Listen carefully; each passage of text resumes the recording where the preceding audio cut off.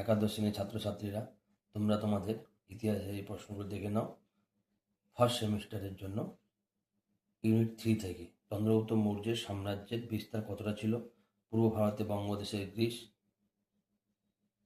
প্রাচ্য বা গঙ্গাহিদ বা গঙ্গারিদি, দক্ষিণ ভারতে কর্ণাটকের চিতলদুর্গ জেলা এবং তামিলনাড়ুর তিনেভেল্লি জেলা পর্যন্ত।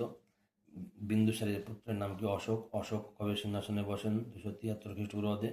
কোন কোন অংশ কলিঙ্গ তৈরি হয়? উড়িষ্যা ও অন্ধ্রের কিছু অংশ। কলিঙ্গের রাজধানী কি ছিল? তোষালি।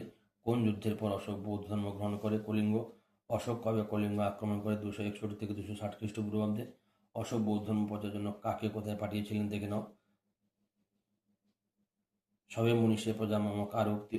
অশোকের কর্মচারীগণের নাম কি? রাজক, জুত, মহামাত্র, ধর্মমাত্র, ব্রজভূমিক।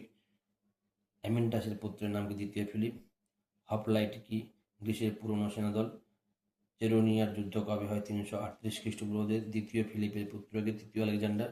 তৃতীয় আলেকজান্ডার কবে এশিয়া মাইনর দখল করে? 334 খ্রিস্টপূর্বাব্দে। তৃতীয় আলেকজান্ডার কবে ভারত ও আফগানিস্তানের আক্রমণ করে? 327 খ্রিস্টপূর্বাব্দে। ভিডিওটি ভালো লাগলে লাইক, কমেন্ট, শেয়ার করবে এবং চ্যানেলটিকে সাবস্ক্রাইব করে অবশ্যই আমার পাশে থাকবে।